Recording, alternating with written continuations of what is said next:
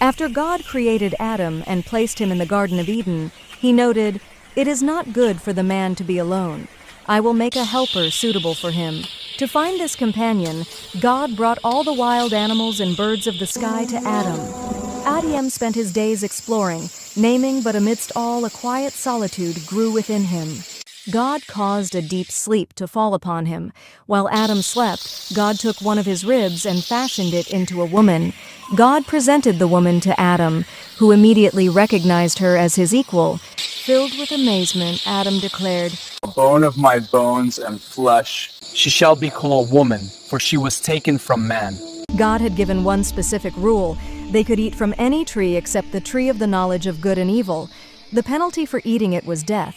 They obeyed until one ill-efted day. The serpent approached Eve, using doubt rather than force. "Did God really say you must not eat from any tree?" he whispered. Eve replied gently, "God said we must not eat or touch the central tree, or we will die."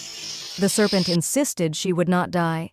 Instead, he promised her eyes would be opened, making her like God, knowing both good and evil. Seduced by the promise of wisdom and the fruit's beauty, she ate.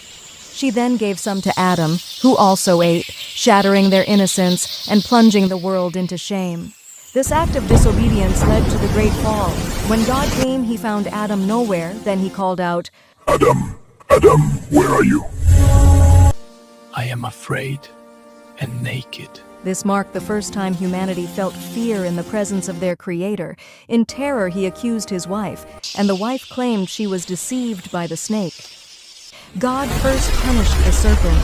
The serpent was cursed above all animals. It was made to crawl on its belly. God declared hostility between the serpent and humanity. He foretold that human would eventually crush the serpent's head. God told Eve, she would experience increased pain in childbirth. She would desire her husband, and he would rule over her. This punishment affected families.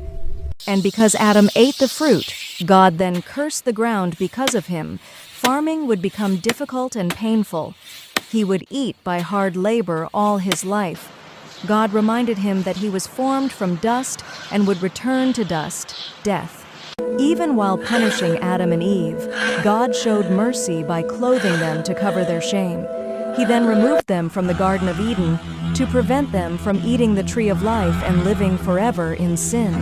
Cherubim and a flaming sword were placed to guard the garden. From the story of Adam and Eve, I learned that obedience to God brings life and peace, while disobedience leads to loss